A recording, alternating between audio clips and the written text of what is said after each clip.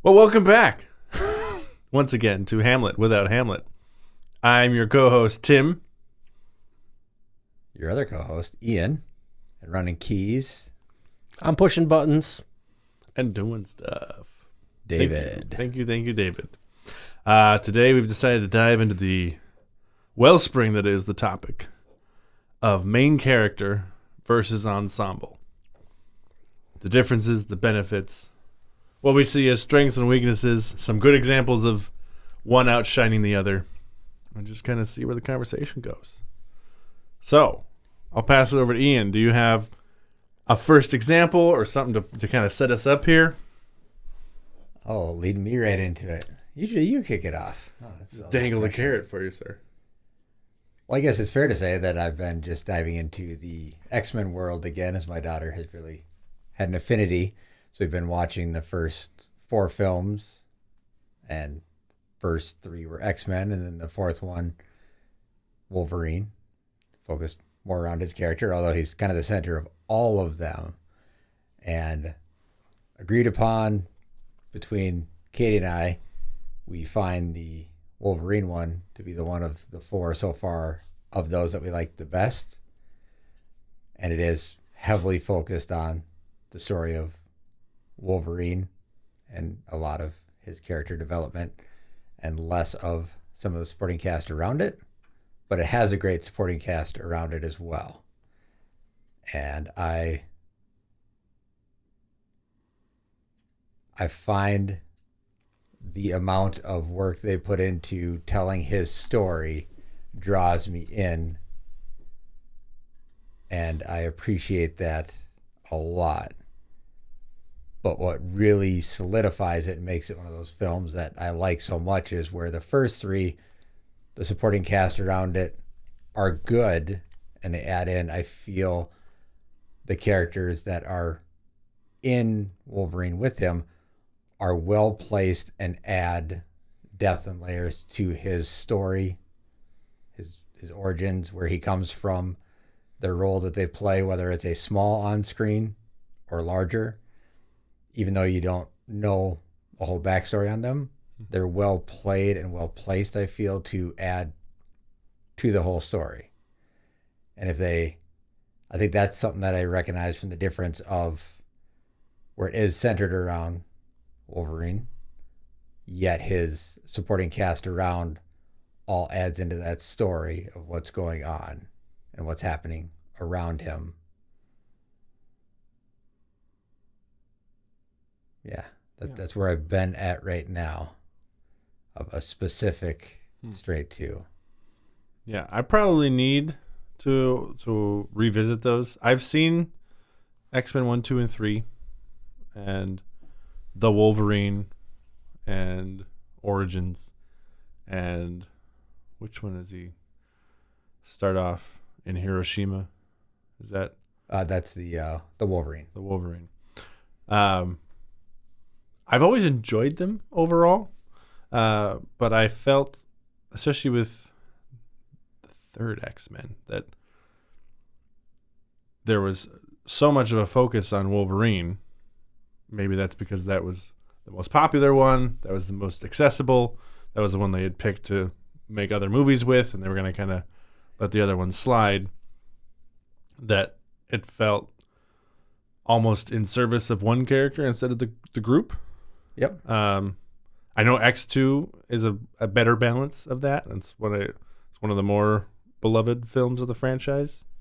But it was hard for me to really, I guess, get in with that character early on. Maybe because I didn't grow up watching the shows or reading the comics.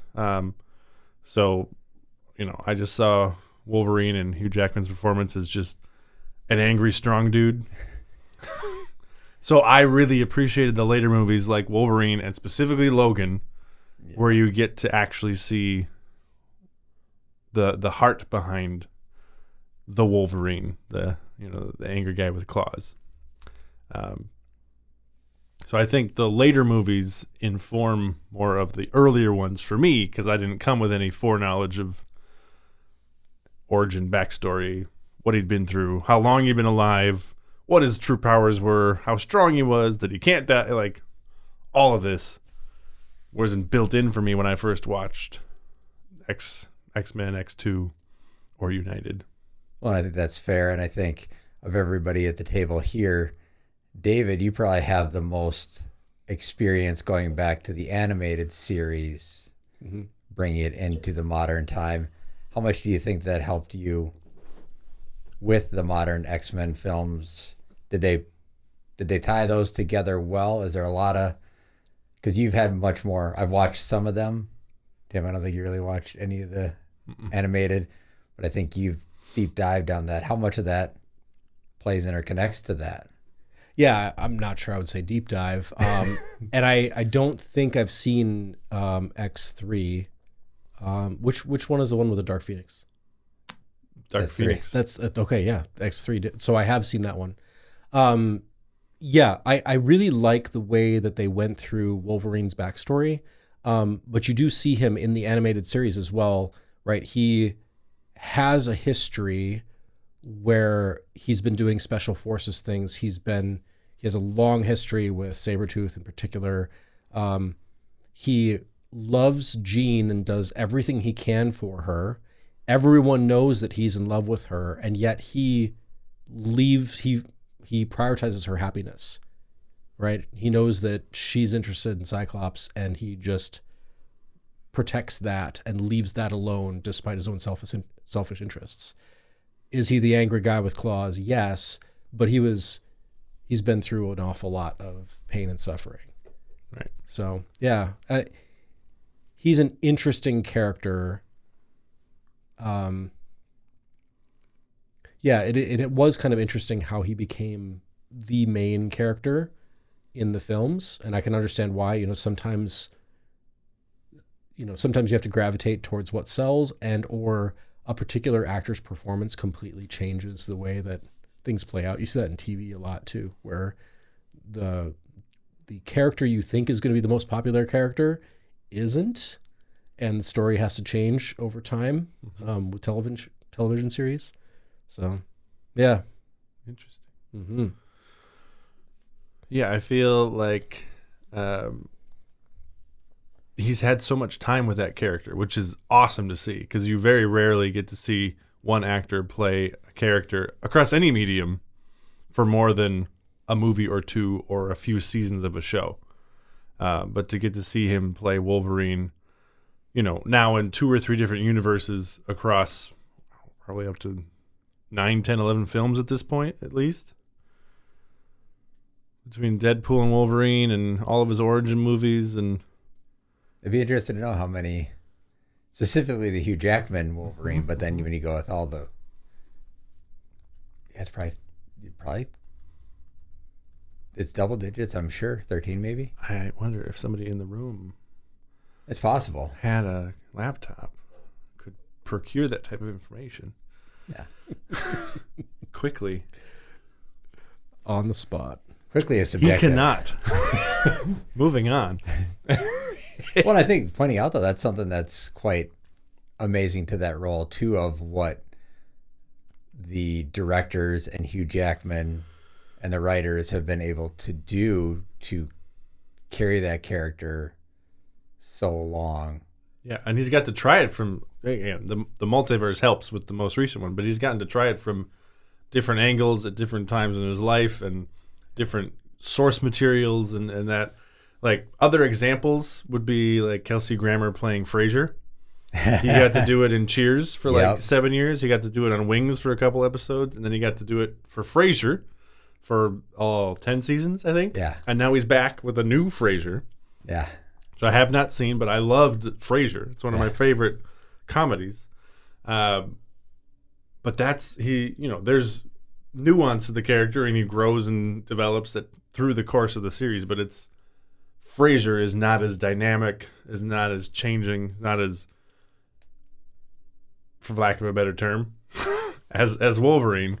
So did you get to see Hugh, who is a wonderful actor, try different things with this, and say I'm done, and then be like, maybe there is more to say, and come back once, and say I'm done again, and come back again for Deadpool, and again, finally put on the yellow suit that everybody had been hoping for, is really cool to see. It doesn't happen very often.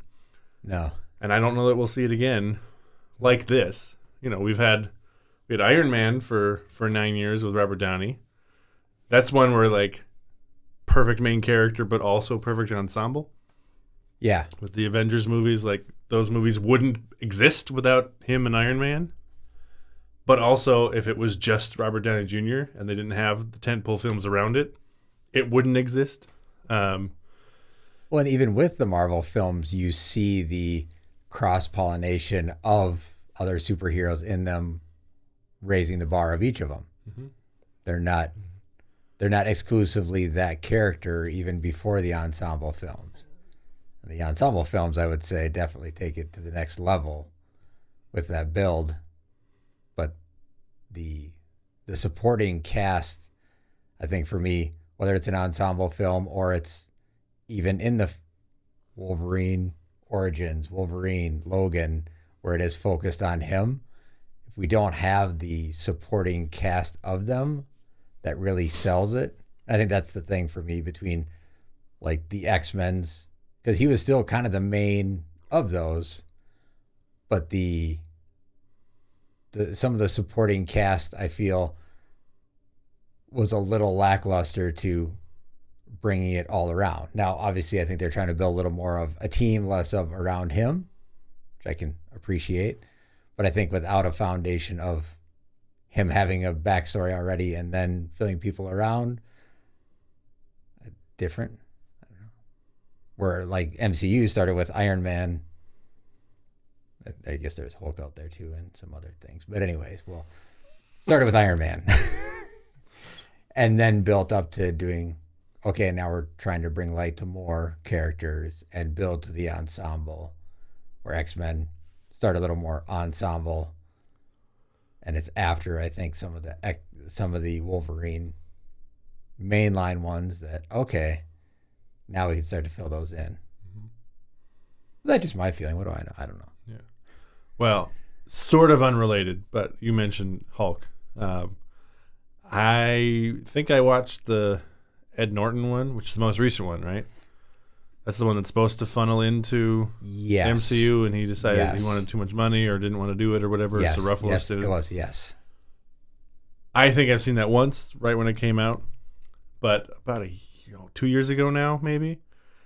My wife and I watched the Eric Bana Hulk movie from like 2003, 2004. Because it had been so long, and we're like, it probably can't be as bad as we all remember. It was a marked step worse, I would say. with time passed, not only did the acting and the plot not get better, but the scene transitions were super weird. There was like Dutch angles all over the place with like the camera tilted for no reason.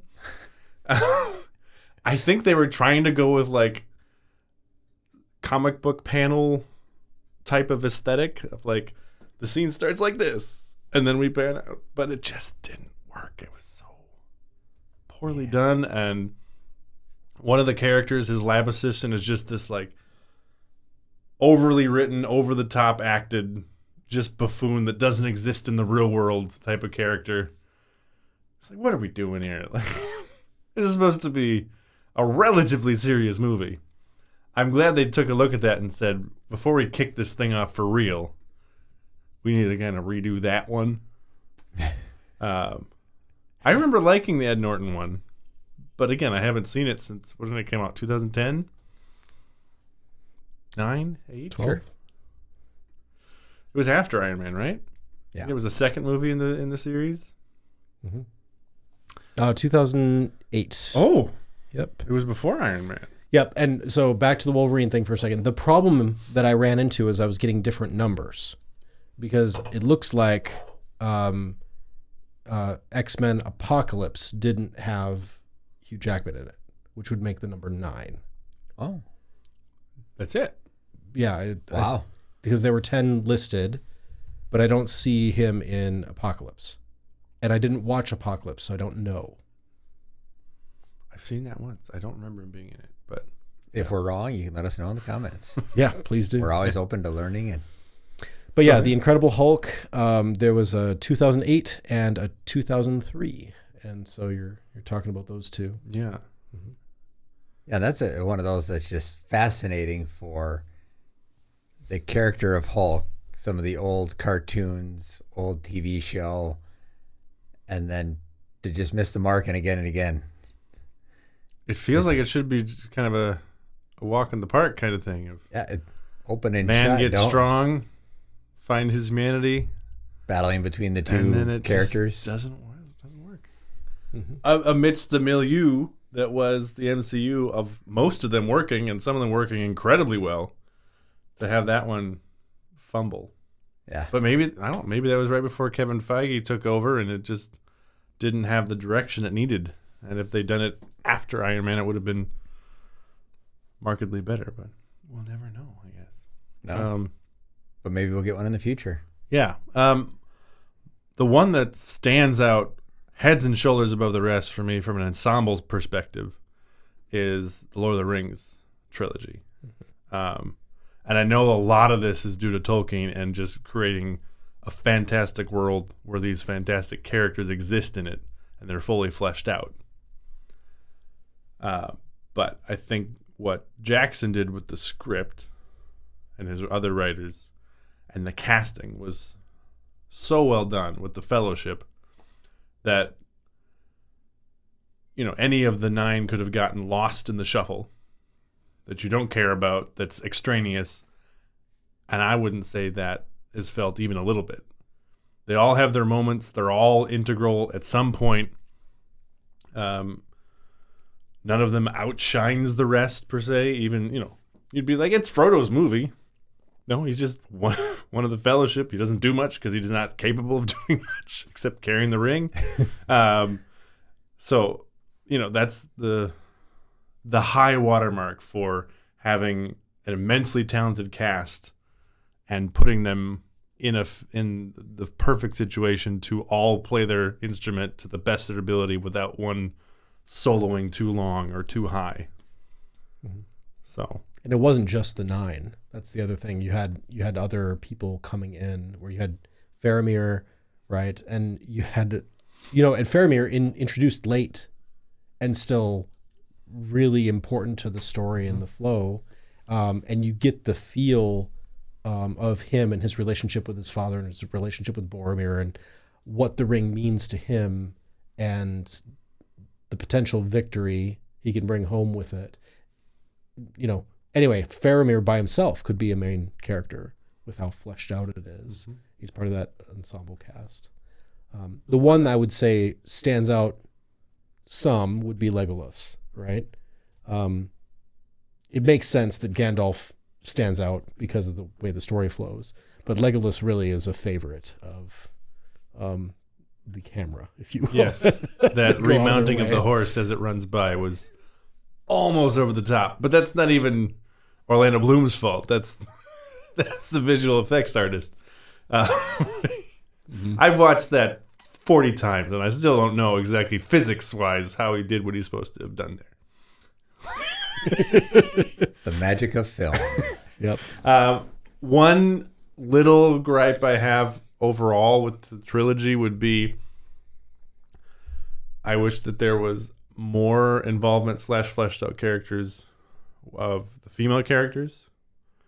I know that Eowyn got a bit, but I don't know if you've seen the smash cut of Lord of the Rings where any female characters talk to each other. No. And it's like 2 scenes. It's like Lord of the Rings. Hi. Credits. And from a Bechdel test standpoint, it doesn't pass the mustard, but it's not trying to. You're aware of this Bechdel test? No. It's the propensity for, in the history of film, that have a lot of stories that are very male-centered around male characters, and oftentimes the female characters are there only as a plot device to move things forward and or for the men to use in some fashion. So the Bechdel test was assessing movies based on if there's a scene between two women, or where two women talk to each other, or where something that the women do advances the plot separate from a man, more or less. And the higher the Bechdel test, the more involved the female characters are. So like something like Ocean's 8 would be pretty high on that list. This one is very, very low.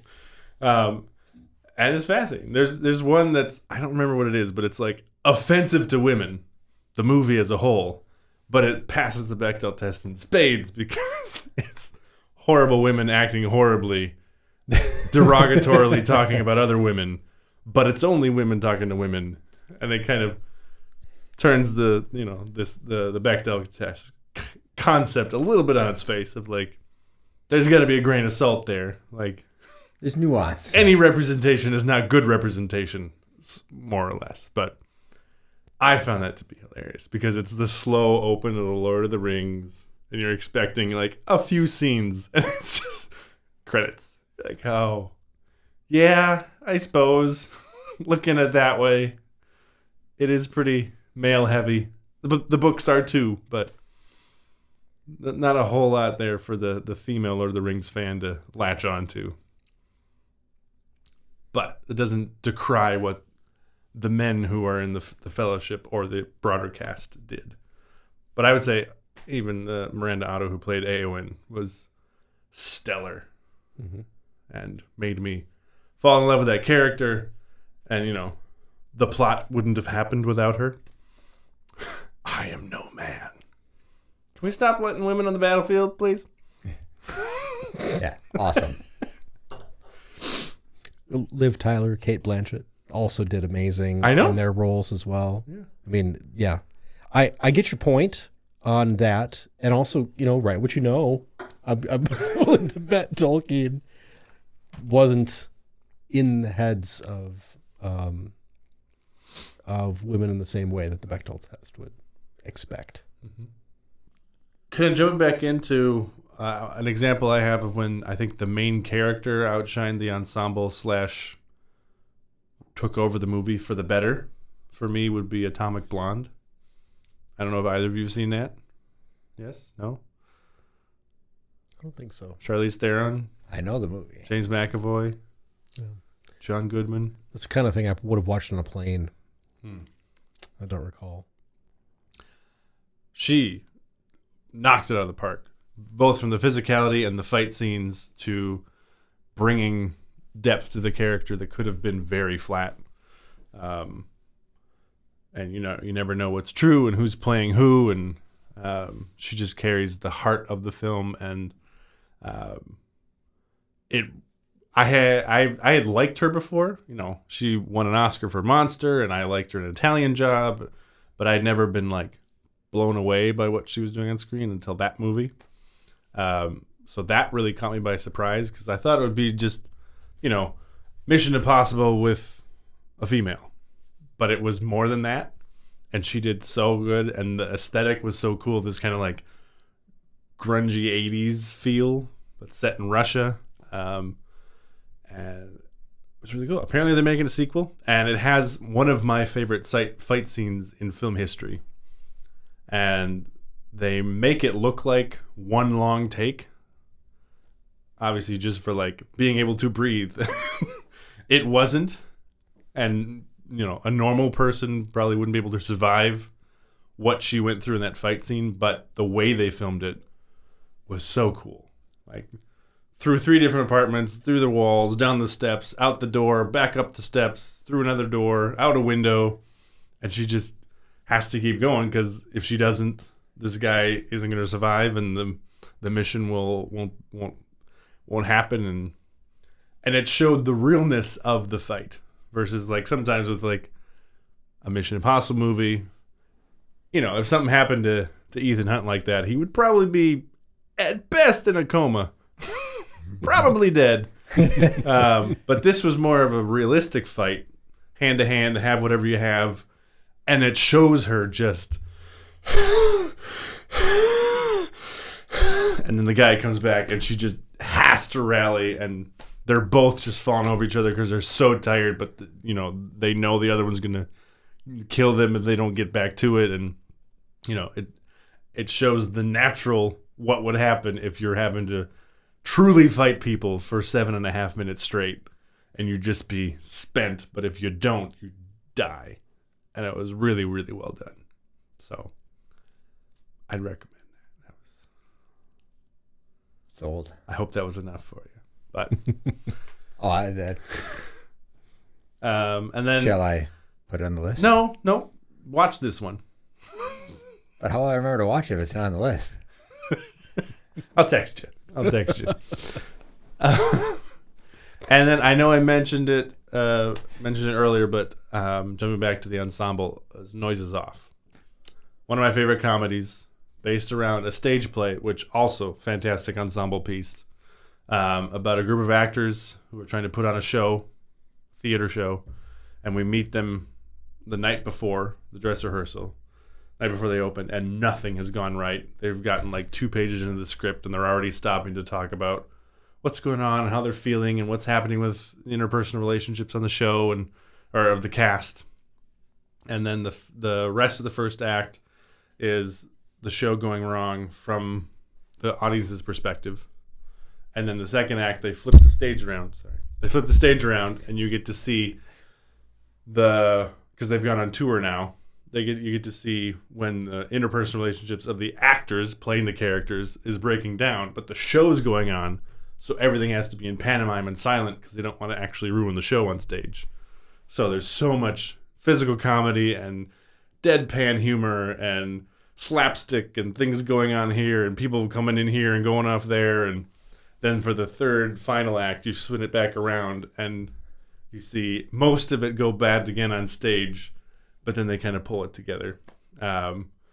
And it's really hard to do farce like that. One person comes on right as one person goes off. You don't quite see it. That plays really well on a theater stage, but it doesn't necessarily translate to screen. And Peter Bogdanovich, who directed this one, did it so well, and the cast was so well chosen with Michael Caine, Christopher Reeve, Mary Lou Henner, Nicolette Sheridan, Denholm Elliott, Julie Haggerty, I forget anybody else. A few others, but it's just so good and so well done. Everybody plays their character's instrument to a T, and it's so well selected, and I love it more every time I watch it. And that's my if I ever have a recommendation, it's Quiz Show, which is one of my favorite films of all time that hardly anybody's seen, or Noises Off. And usually they come back and be like, that was so good. I love that movie now. Like my friend Ben, I showed it to him. He's like, I showed it to my wife. I showed it to my daughter. We watch it usually once every couple months. And great ensemble piece. And, any one of those that were cast differently could have ruined the whole vibe. But it was fantastic. John Ritter. I don't think I mentioned him, but his physical comedy is... that was on display in Three's Company and... as 8 Simple Rules for Dating My Teenage Daughter, but in this movie, it's just, he's the perfect character, or actor for that character. Oh man, it's so good. I want to go watch it now. Well, you can. I sure could. It's possible. Oh man, I could go for hours on this topic. Mm-hmm. I have so many bouncing around here, but I don't know if we have time for all that. Oh, we can make whatever time we want. Fine, I got one more. This would be on a slightly more serious note. A couple years back, there was a movie nominated for Best Picture, did not win, called Women Talking. And when I first read the plot of this, I was like, that movie is going to be so boring. I'm going to hate it. Not because it's women talking, just the plot was essentially there's a group of women in an Amish community, and while the men have gone off for, I don't know if it's like a religious holiday or they're all just getting together to have like an Amish meeting or what, but the men have left the village to go for a while, and the women convene and actually get to talk to each other about what's going on in life. And through this, they find out about like some sexual assaults have been happening and been covered up by people in the community. and then they have to decide, do we want to stay or do we leave before the men get back? And so the whole movie is kind of like a 12 Angry Men vibe of they're just sort of sitting around talking about life. But it was so well done. So even from who's doing what, the cast was great, the script was fantastic, and it riveted me from start to finish, which, as I mentioned, going in, I was like, this is going to suck. And to have myself be that wrong about something was awesome. And I'm glad I watched it. I'd watch it again in a heartbeat. It allowed me to see a completely different perspective of someone's life that I wouldn't have otherwise gotten a glimpse into. It's based on a true story. So that, again, I mentioned about the Brutalist not being true is, this one being grounded in reality and seeing what happened and what transpired and getting to be a fly in the wall in that, which passed the Bechdel test in spades. I thought it was fantastic. And again, kudos to the casting director on that one. So I kind of have a mechanical question here. I think that the main character versus ensemble question, it's a lot more difficult to write ensemble. You talked earlier about balance, right? Being able to have multiple characters shine and seem like real people is difficult. And writing a story around main character means that you can have a perception of somebody else that isn't a fully fleshed out perception. And you can hand wave that a little bit because, this is just what this person understands. We only have the information that the main character has, or maybe a little bit more. And therefore, it can give you an avenue towards a more limited, directed story. Whereas the ensemble requires way more angles. And I'm also curious, and maybe maybe we're too far in to ask this question. I'm also curious if people will find those ensemble stories more challenging to engage with, because the main character story, you're on board with the main character has to win. We're chasing forward with whoever that is.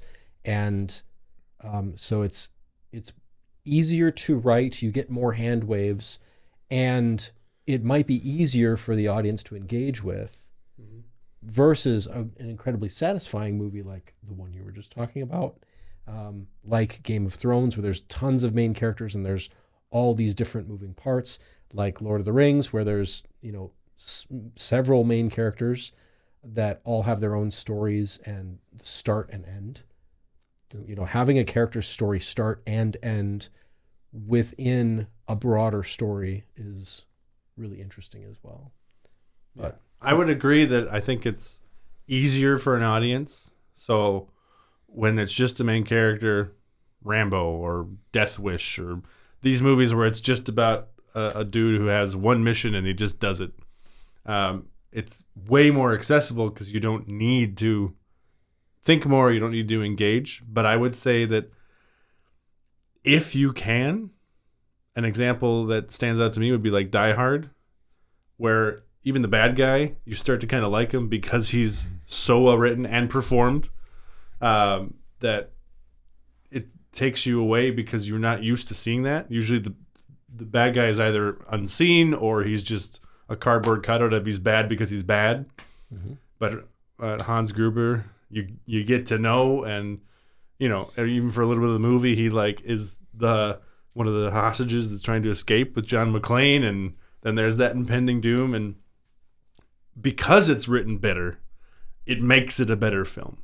So it's not to say that you can't have those, because we have tons of examples of movies that are rated 6.5 and below that are that to a T. And if you're looking for just to turn your brain off popcorn flick, I just want to see some dude or woman just lay waste to stuff, you can do that.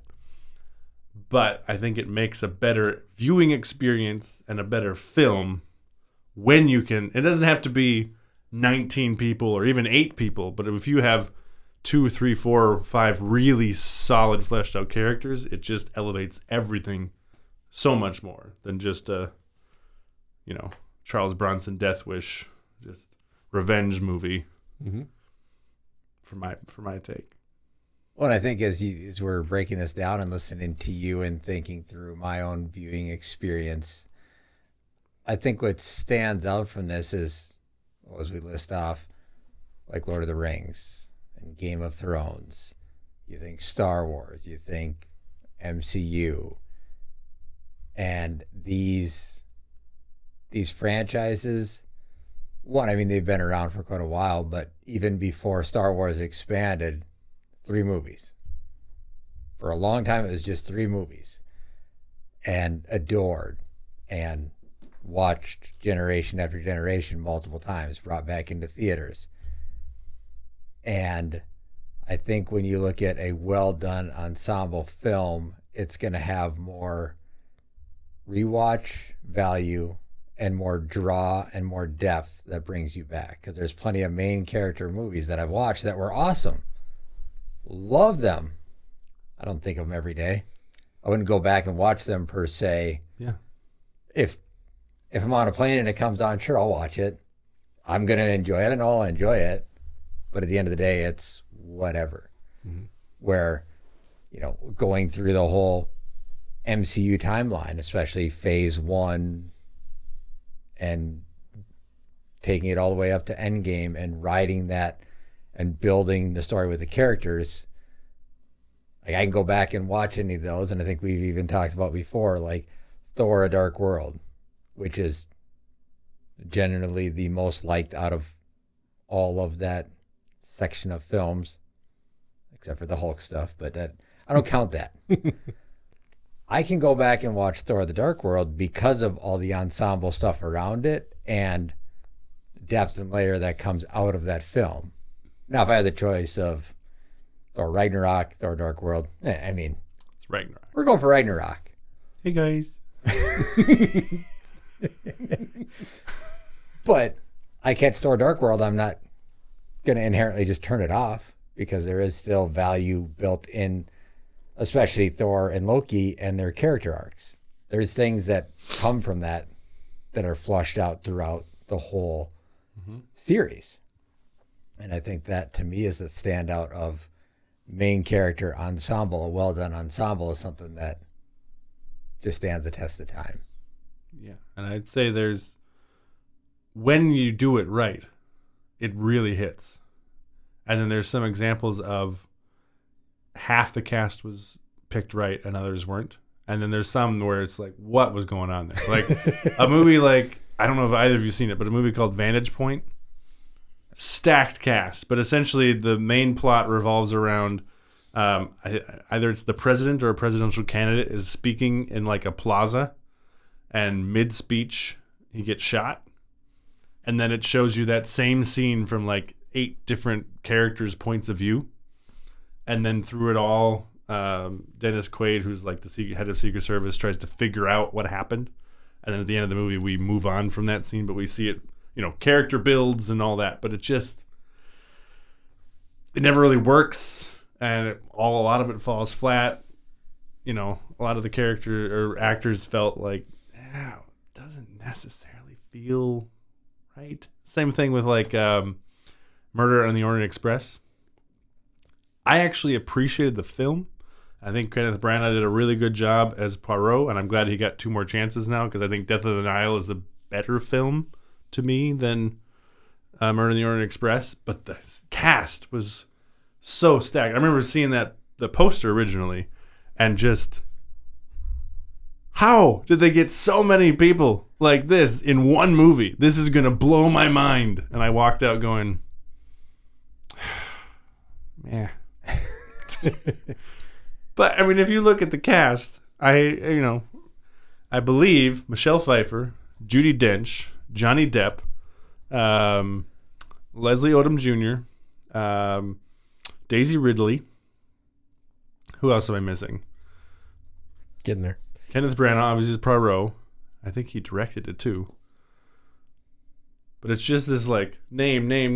Like all of them could lead a movie. and they're all going to be in the same movie about Murder in the Orient Express, which the Albert Finney one from the 70s is also fantastic. It was like, I cannot wait. And then it was just this deflating balloon kind of, oh. I didn't hate it, but it's not above a 6.5 out of 10 kind of thing.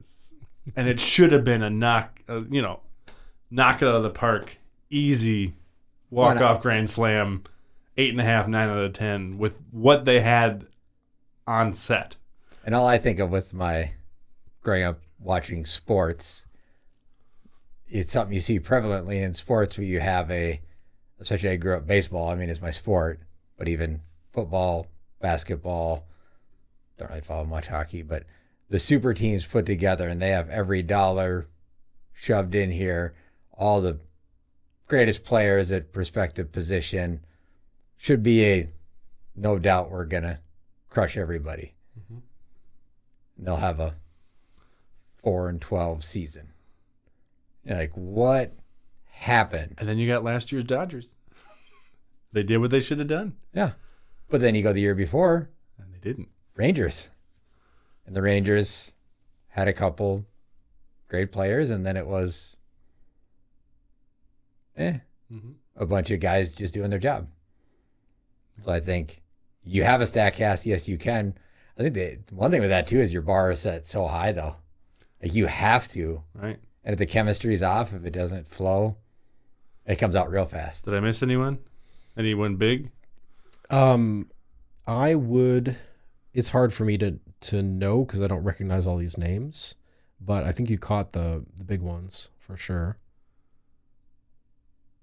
If not, let us know in the comments. Yeah. Yeah. I feel like there's one more main catalyst that I'm forgetting. And you can roast him for it. Yeah. Again, it's a fun movie, but it should have been way better. Yeah. And that's what you kind of miss when you don't have evenly fleshed out characters with a script that stands up to who you're bringing to set. Right. So I'm so glad that they did Lord of the Rings the way they did it, because I think it's the greatest trilogy of all time for my money. And it could have been, that's pretty good. I think we kind of got that with The Hobbit. Like, the ensemble with the dwarves didn't quite work like we would probably have hoped it would. And once they did the first movie, they're kind of committed to, did they break it into 2 movies or 3? Yeah. I was like, why are we doing that? Yeah. It's one book. I know there's a lot in it. There's not a lot in it. Yeah. And wasn't there like the climax of the book is the Battle of the 5 Armies? And in the movie, it's like, wow, look at that battle. Let's cut away. It's like, what? You built up to this whole thing for 3 movies and you're not even going to show it? CGI is expensive, man. We spent all our money on the goblins. Oh, man. It's like you ever see Thumb Wars and Thumbtanic and Bat Thumb? Yes? You have? Ian, you need... This is another thing you should check out. Bob Odenkirk. It'll be quick, but check it out. He does like thumb puppets, but it's parodies of films. Okay. So he like animates mouths onto thumbs and puts them in costumes. So I've seen like clips. Right. So in Thumbtanic, they are doing Titanic, and at the climax when the ship is going up, the camera is looking at a thumb watching the ship. And the thumb is going, oh no, the ship's going up. Oh no, it broke in half. Oh no, it's sinking back further and further. Oh, the other half is tipped back up. It's sinking down lower and lower, and it's gone. Oh, if you were ever to put this on film, it would cost so much money. It's like, chef's kiss. Well done, Odenkirk. That's good. He spoofs Star Wars when they first meet Han Duet, not Han Solo, and Crunchy instead of Chewie. I'll take my payment half now and half when we get to Alderaan, but I don't take money. I only take girly giggles. They're like, what? I only did girly giggles. All right, that'll do. Let's go. Oh boy. When he meets Yoda, touch your tongue to mine. Why? To make it all official. To make what official? Everything. It's just, oh man. That is seminal to me because I watched that with my friends growing up in middle school and high school. Specifically, my friend Peter, you know who you are. He spent a lot of time filming stuff. We worked on verse of the week videos for our chapels, where we'd take a verse and give it a narrative arc, and we'd film it, and he'd spend time editing and adding effects, and like that was most of his evenings. So one Thursday morning, we walk into biology class, and we're supposed to have prepared a presentation, and he was supposed to give a presentation on crustaceans, and had not done anything. So his first slide said, Peter, crustaceans. And he went, crustaceans have appendages. Most of them have more than one. And then he went to the next slide, and it was a link to Thumb Wars. And it cut out, and it just started playing Thumb Wars. And our teacher in the back, like a minute in, was like, Peter? Like, hold on, this is going somewhere. She let him play the first 8 minutes of Thumb Wars before she's like, all right, I'm going to cut you off. You don't have anything, do you? No, I don't. No, I don't. Did he think it was going to get better? No. This is what he had. It was so good. It was so good. Oh. Bless that teacher's heart. She just let him go. Thank you, Miss Nippert. Anyway, he also did the same thing in Spanish class, where he was supposed to make some scene, and he edited the beginning of Monty Python and the Holy Grail when they cut to like the credits with the llamas, and then the people doing the credits have been sacked. The people responsible for the sacking have been sacked, and you know, I think it was supposed to be like 8 minutes, and his clip was like 4.5. So he had 4 minutes of credits from Monty Python. Okay. Oh man, A for fantastic memories, creativity. Peter. Ugh. He's still working. He's doing cinematography and directing. He's got a documentary coming out about the Altadena fires. He's a fantastic dude, but man, some good memories. Yeah. Awesome. Some Wars. And I think he tried to tie it back and say, when she would like cut him off, she's like, do you have, what did that mean? He's like, well, crustaceans have appendages. Thumbs. Brilliant. I was dying in the back. I mean, Just it's facts. I mean, laughing my butt off. Can't believe he did that. that's good. Anyway, on that note, Ensembles for the win. yes, thank you for joining us once again. We've had a blast. I hope you have too. Let us know if we missed anything in the comments, or share your favorite main character moments or ensemble films. Have a great day. We'll see y'all next time.